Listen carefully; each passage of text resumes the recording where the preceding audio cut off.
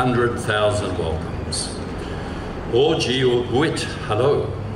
I am a fourth generation descendant of an Irishman, Patrick Costello, who arrived in Melbourne in 1841, and even this lovely sun on my pale skin was starting to worry me, and I wondered about these orphan girls who arrived and the incredible sun and hopefully a milder winter for them. But when we think of our Irish connections, Australians of Irish heritage have had a significant impact on all aspects of Australian society. Around 6 million Australians, it's an estimated 70 million people worldwide, are commonly believed to have some Irish ancestry.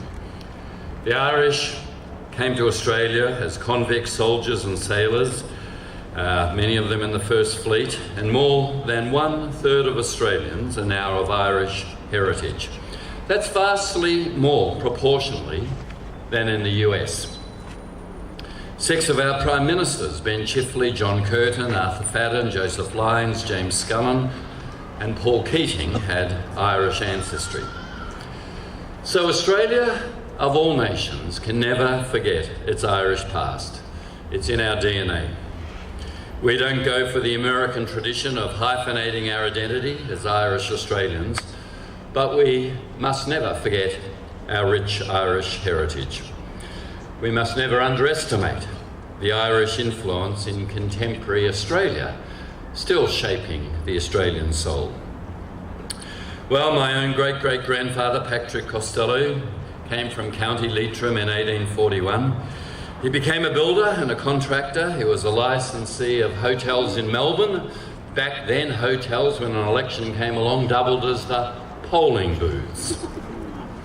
He married an Irish-born girl, and their fortunes flourished during the gold rush. Back then, the Irish had a thirst, and that hasn't abated.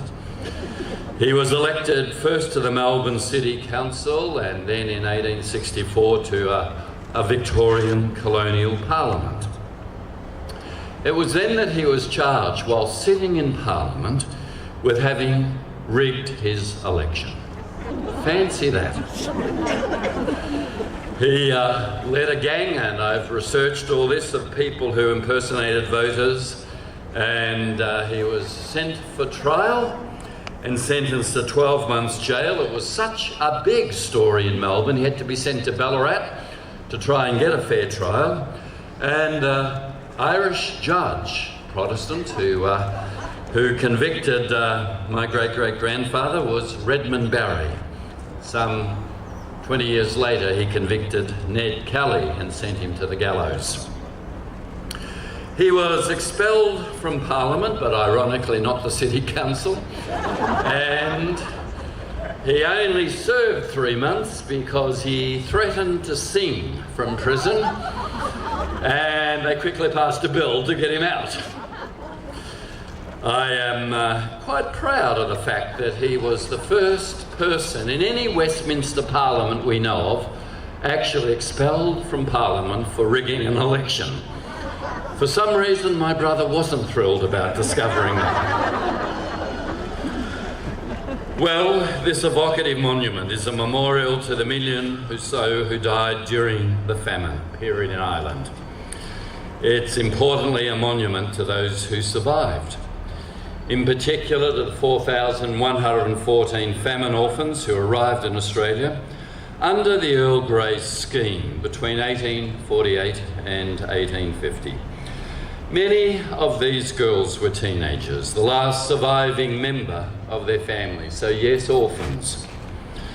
The monument is dedicated to their success. It recognises their contribution to the building of this great country. The Earl Grey scheme provided passage to Australia, a set of clothing, medical treatment and nourishment during their travels and skills training when they arrived in Australia.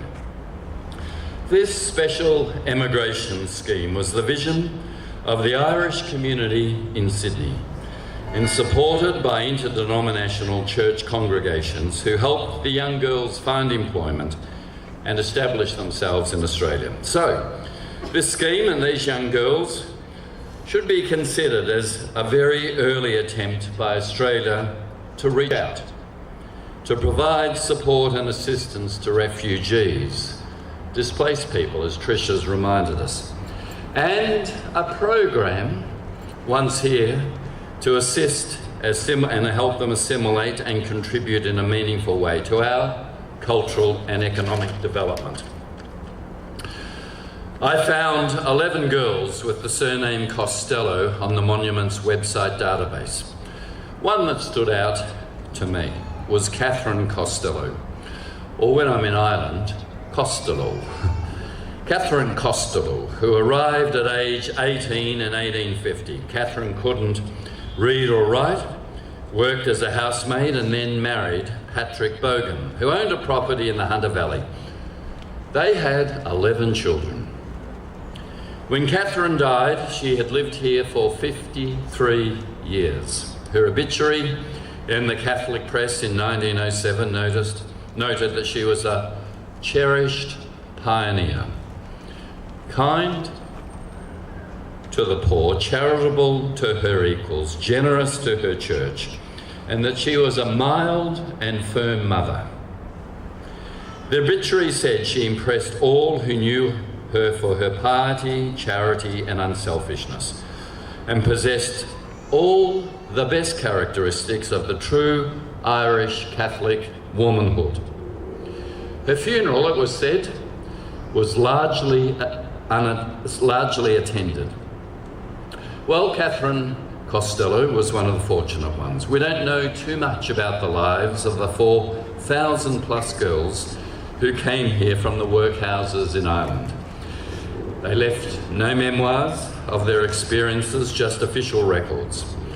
But I imagine life was often tough, very tough for these sisters from across the sea. Well, we know these young women were not always made welcome. Irish immigration after famine was resented, even feared by the establishment of the day. And there was, as well as welcome, hostility. Local hostility because anti-Irish, anti-Catholic, anti-female prejudice was rife in a number of quarters.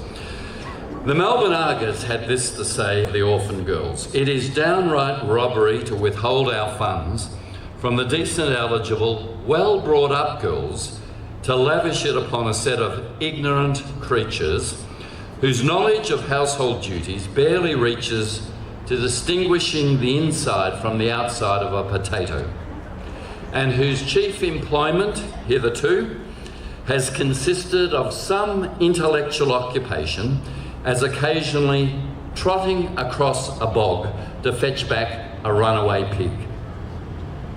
Our money," the Argus said, "ought to be expended upon the rosy-cheeked girls of England, upon the braw lassies of bonny Scotland."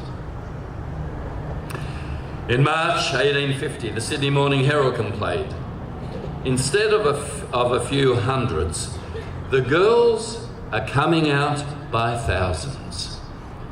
Has rings since the tamper of what we say here, doesn't it? They're coming out by thousands. Instead of more mere orphans, the Sydney Morning Herald complained, we are being inundated with Irish paupers. Maybe change the word to Muslim. These young girls, some as young as 14, were referred to as barefoot beggars, or, perhaps more kindly, potato refugees. How would they have felt? They would have known of this and heard about it. These young women, many miles from home, who arrived after a long sea journey to a strange land where they were not always welcomed.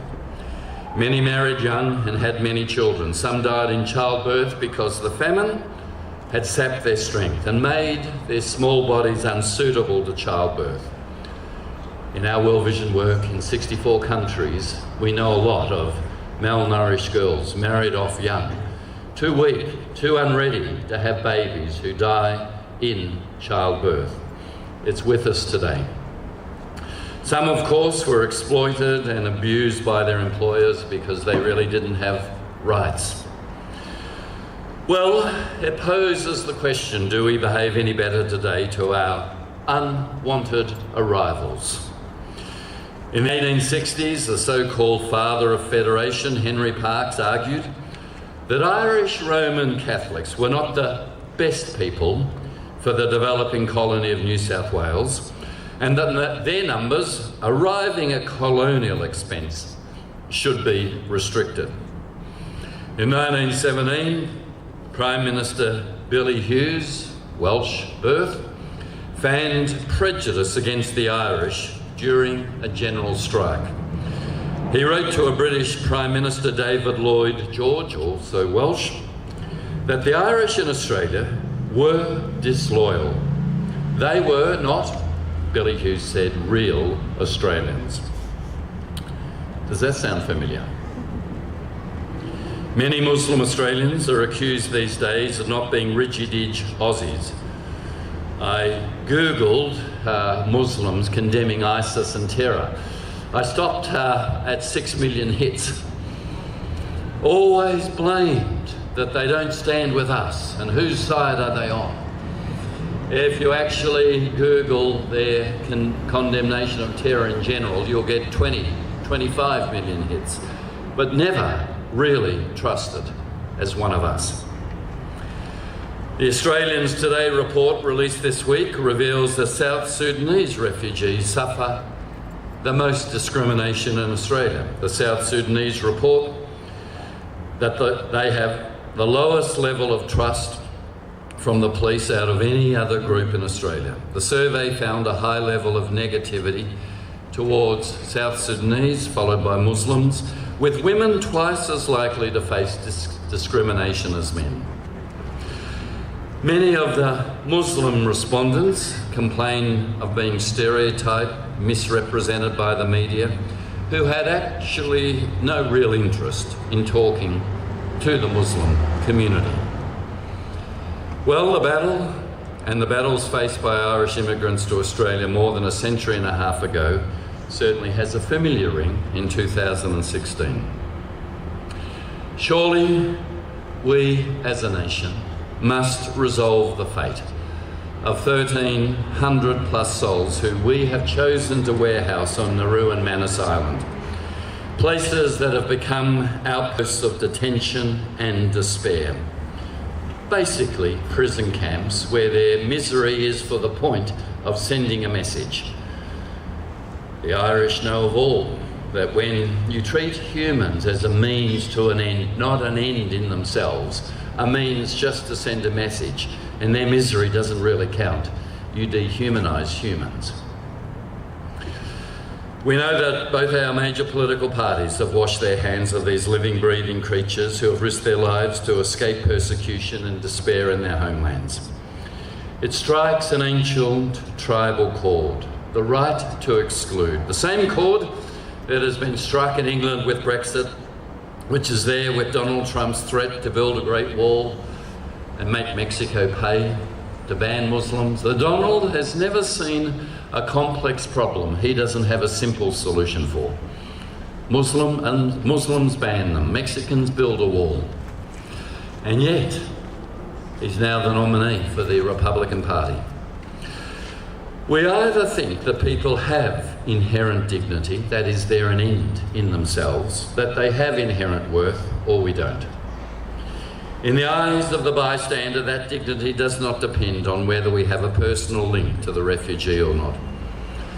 The humanist approach of universal human rights sits comfortably with my Christian ethical viewpoint that everyone carries the image of God. Wherever there is prejudice and exclusion, that is sinful. It cripples the image of God. Wherever there is inclusion and welcome, that is salvation. It actually restores the crippled image of God from judgment and exclusion. In the parable of the Good Samaritan, the help afforded a stranger did not depend on the cultural or ethnic ties. The power of that story, often misunderstood, is that we're told this man, Jewish man, beat up on the Jericho road, was stripped naked. So when the Jewish priest came by first and the Jewish Levite came by next, there was no identifying clothing or sign that he was Jewish. If he was, I am sure they would have stopped. But they couldn't tell, and they passed on by. Of course, the Samaritan could not tell if he was a Samaritan either.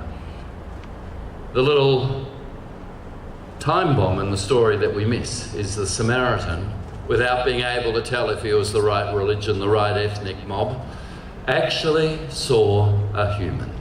It's still the issue that's with us. Do we actually see a human?